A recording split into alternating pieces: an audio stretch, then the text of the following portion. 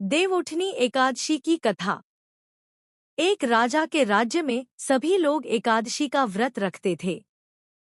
प्रजा तथा नौकर चाकरों से लेकर पशुओं तक को एकादशी के दिन अन्न नहीं दिया जाता था।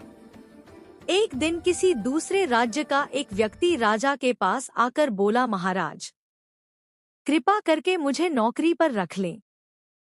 तब राजा ने उसके सामने एक शर्त रखी कि ठीक है, रख लेते हैं, किंतु रोज तो तुम्हें खाने को सब कुछ मिलेगा, पर एकादशी को अन्न नहीं मिलेगा।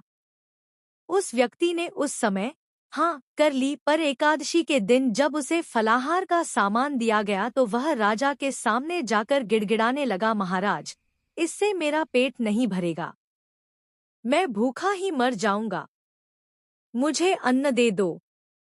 राजा ने उसे शर्त की बात याद दिलाई, पर वह अन्न छोड़ने को राजी नहीं हुआ। तब राजा ने उसे आटा, दाल, चावल आदि दिए। वह नित्य की तरह नदी पर पहुंचा और स्नान कर भोजन पकाने लगा। जब भोजन बन गया तो वह भगवान को बुलाने लगा, आओ भगवान, भोजन तैयार है। उसके बुलाने पर पीताम्बर धारण किए भगवान चतुर्भुज रूप में आ पहुंचे तथा प्रेम से उसके साथ भोजन करने लगे।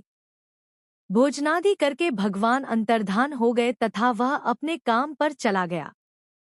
15 दिन बाद अगली एकादशी को वह राजा से कहने लगा कि महाराज, मुझे दुगुना सामान दीजिए। उस दिन तो मैं भूखा ही रह गया।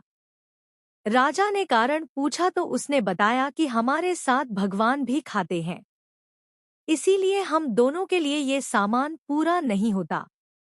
यह सुनकर राजा को बड़ा आश्चर्य हुआ। वह बोला, मैं नहीं मान सकता कि भगवान तुम्हारे साथ खाते हैं।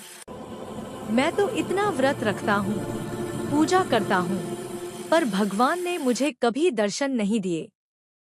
राजा की बात सुनकर वह बोला, महाराज, यदि विश्वास न हो तो साथ चलकर देख ले। राजा एक पेड़ के पीछे छिपकर बैठ गया। उस व्यक्ति ने भोजन बनाया तथा भगवान को शाम तक पुकारता रहा, परंतु भगवान न आए।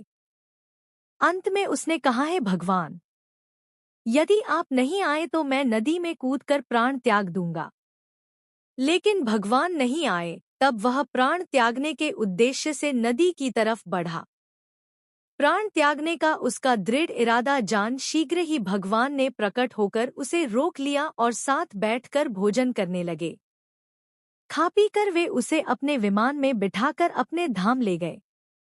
यह देख राजा ने सोचा कि व्रत उपवास से तब तक कोई फायदा नहीं होता जब तक मन शुद्ध न हो। इससे राजा को ज्ञान मिला। वह भी मन से व्रत उपवास करने लगा और अंत में स्वर्ग को प्राप्त हुआ।